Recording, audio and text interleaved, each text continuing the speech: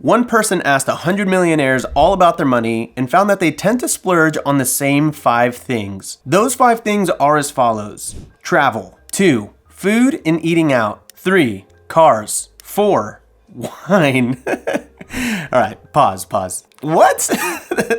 That one legitimately surprises me. And number 5 coming in at close. So I wanted to talk today about my spending habits. I have been a millionaire, technically from a net worth standpoint, for just over a year. However, getting more specific with it, in the last 7 months or so, since quitting my $110,000 salary and 9-to-5 career, I have roughly 15x'd my personal income. Maybe it's 14x'd, maybe it's 16x'd. It's somewhere in there. I'll let you know at the end of the year when I actually find out. I don't know. I'm always nervous to talk about this kind of thing because there are so many personal finance YouTubers that really just have this niche down and the format down, and yeah, they're all super smart about it and all that kind of stuff. I just want to talk about it personally. Like, personally for me, my dreams have come true this year in a lot of different regards, whether it's monetarily,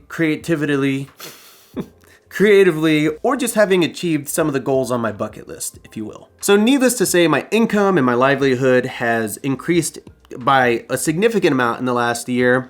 I kind of have somewhat of a complex, if I'm being honest, because, well, I really maintained that for a majority of my life. I was like super broke up until like, I don't know, like a year ago was like the first time that I was like, oh, okay, I'm finally making money. Like, it all started changing for me when my channel started taking off, and that really started feeding into all of my different income sources. So it's super weird to go from like being the world's biggest cheapo, and now I have more money and I have a much tougher time spending it because I guess I'm like deeply afraid that I'm gonna go back to being broke again one day and like not having money. And you know, the lowest of the low financially is when I started my first full-time job, and so did my wife, and we had $80,000 of student loan debt, $20,000 of credit card debt. So no, you should not do that. I talk about this all on the channel because like we were really broke. I mean, really, we weren't paycheck to paycheck or anything, but at the end of the month, after all of our expenses and bills, we were always able to maintain like $1,000 in our bank account. The amount of things that I've done to save $5 or make $50 is just crazy. Like, one time I was in a focus group for Doritos, and the person hosting it was like, hey, it'll pay $50 and you'll get free Doritos. And I was like, man, can my wife join? That'll be like $100. And that with that $100, we were like, oh, we did it. And that really wasn't that long ago. That was like 3 years ago. But looking back at that time, that was like at the beginning of our marriage, like things were really great. They're not anymore. No, like we were just so happy. We were broke, but we were so happy. And now we're not broke anymore and we're still happy. So I do want to start this off by saying that the old adage of, you know, money doesn't buy happiness is relatively true, but it does help you buy things that make you happy. And that's what I want to talk about, like how I categorize my spending habits and how I think about spending my money in a way that's efficient, helps me be happier in life in general, how it makes me money and all that kind of stuff. So remember, I'm all new to this whole like having money thing and being organized and like being insightful about money. So category number 1, and probably the most important one, well, I don't know, we'll see. Convenience.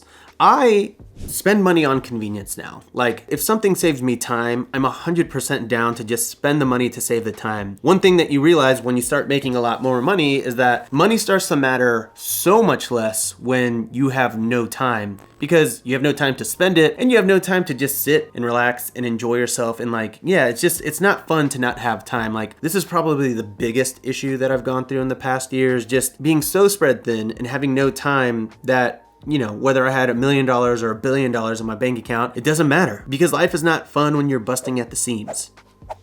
Ask my shirts. Oh, that was dumb.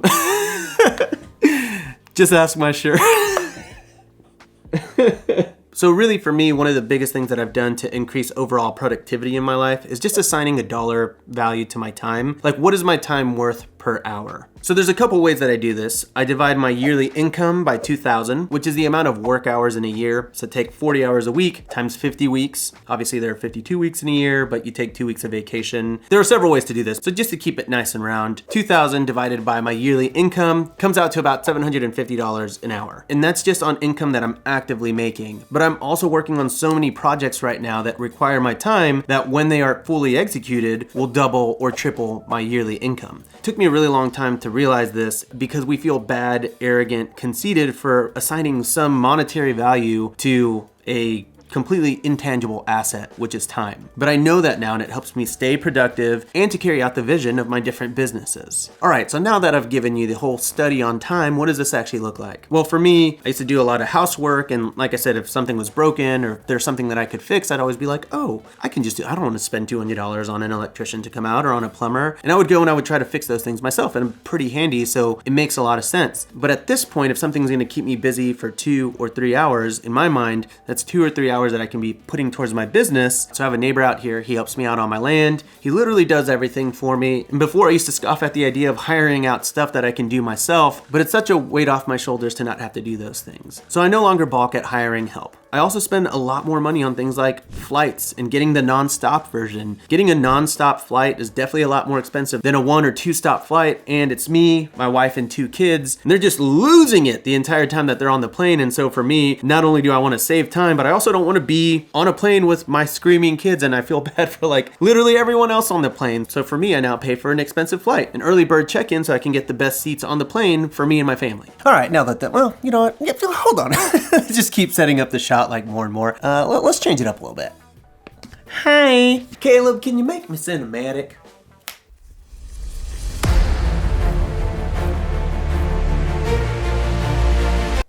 Yeah, I actually kind of like that.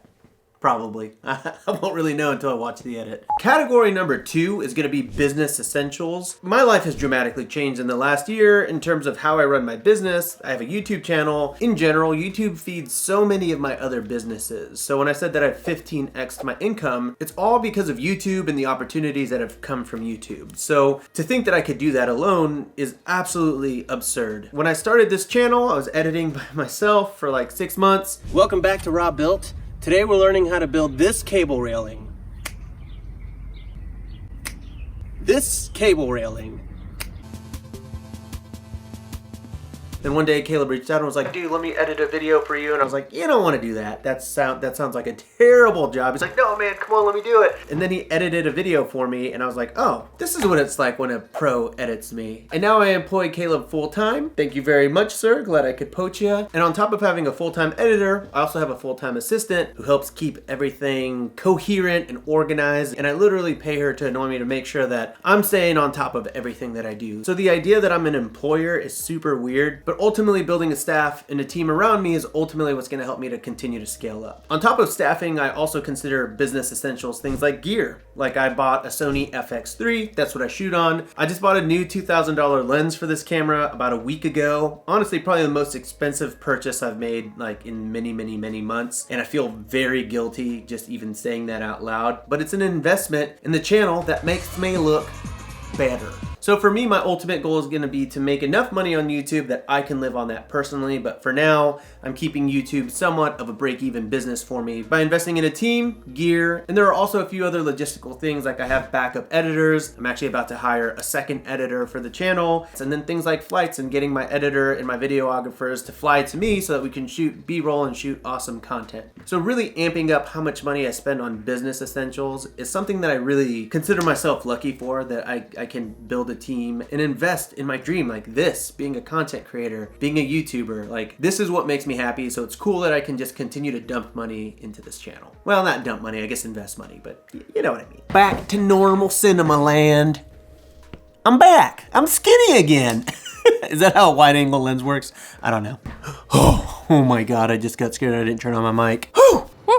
All right, so this next one is probably like my favorite, if I'm being totally honest. I call this third category brokenness revenge. And this is basically like things that I could never afford before because I was so broke that I would always tell myself like, you know, one day when I have money, I'm gonna buy these things and I'm not gonna worry about it as much. Or just things in general that I couldn't afford that now I'm just like, meh, I'm gonna buy 2 Cokes. One for me, one for my wife. We'll no longer ever share a soft drink ever again because we're adults that make decent money now. All right, this one is very important to me. Man, my whole life, like I would say, yeah, from the moment that I've ever lived on my own, I have really, and I mean really, skimped out or cheaped out on toaster ovens. Like, you know, you get a bad toaster oven and it just freaking burns your toast no matter what setting you have it on, and it just makes you so frustrated. And I remember just like the last toaster oven that I got, I think I literally bought it for like $10 on Black Friday. And I was like, this will be a good deal. And it burns my toast and it doesn't even work. Oh, it's so frustrating. I don't even know how I still own this toaster. I mean, it's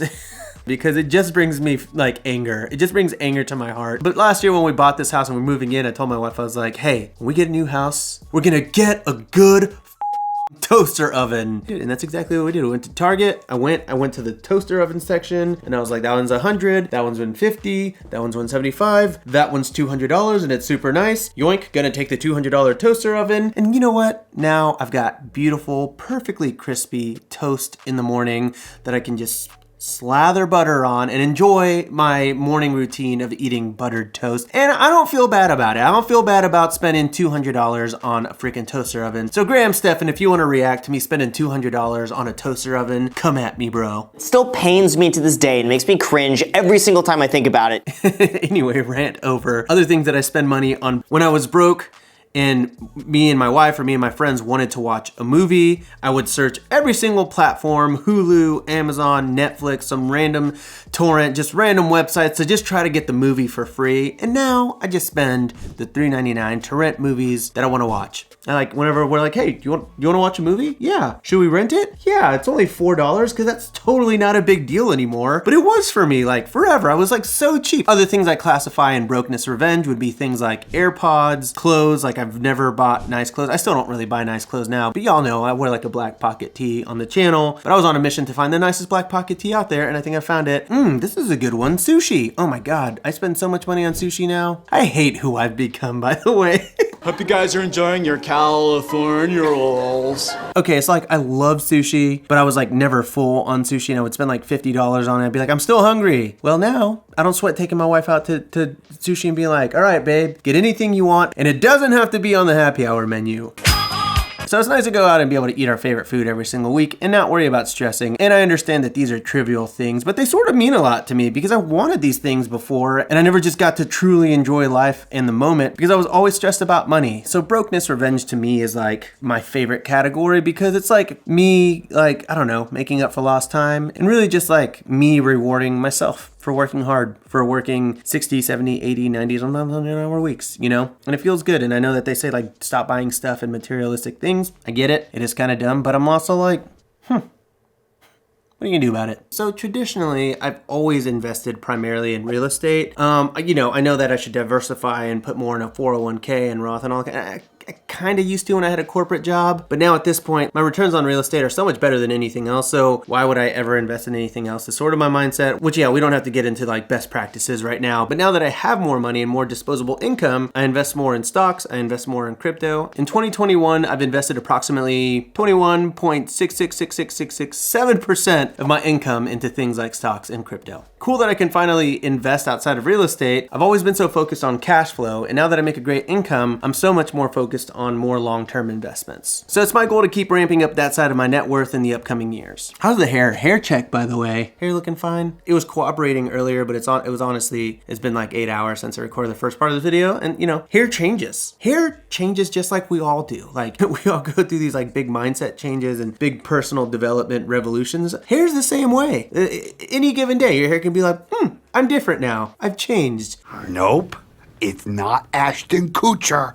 It's Kevin Malone. Gosh, these ramblings are what happens when it's 1:14 a.m. Anyway, this next one is a big one, I think. I call this category, I'm so tired.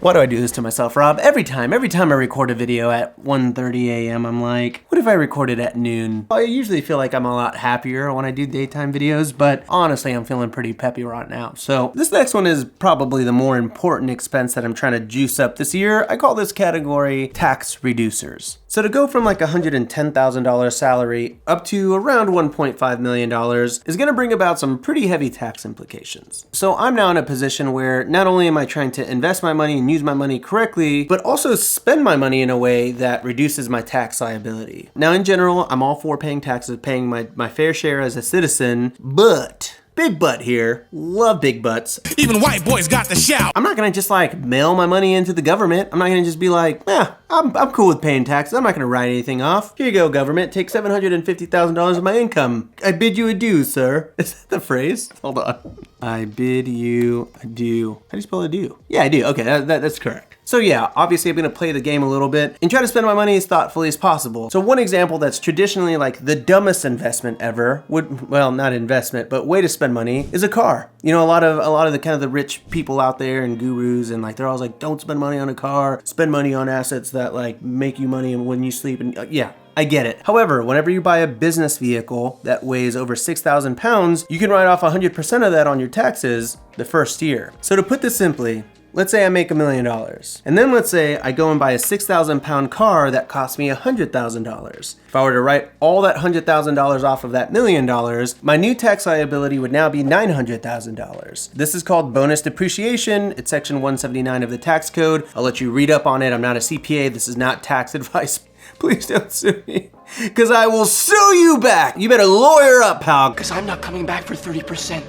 I'm coming back for everything. Anyway, weird tax rabbit hole. The point is, I need a new vehicle anyway, and what was once a dumb investment because it's a depreciating asset is something that can turn into a positive on the tax side of things. On top of that, many of you know I'm building a tiny house village. I'm dumping a lot of my personal income into that, so there will be some tax implications there for the better. And I'm also continuing to ramp up my personal short-term rental portfolio and buying more real estate. I'm definitely putting a lot of eggs in this specific basket, but this is my bread and butter. This is where I make the majority of my cash flow and income, so I'm totally fine doing that. And then lastly, and perhaps the most important thing, is just overall personal development through coaching, courses, and masterminds. I'm gonna be putting a lot of money into just making myself a better, business person and a better real estate entrepreneur. And I'm just gonna be networking with a lot more industry professionals. And I estimate that I'm gonna be spending between $15,000 and $30,000 on coaching courses and masterminds. I will say there's no direct ROI on that, but I've just spoken to so many people that invest in themselves and they're so much better for it, so I'm gonna give it a shot. Ultimately, I'm gonna say this. I buy what I want now,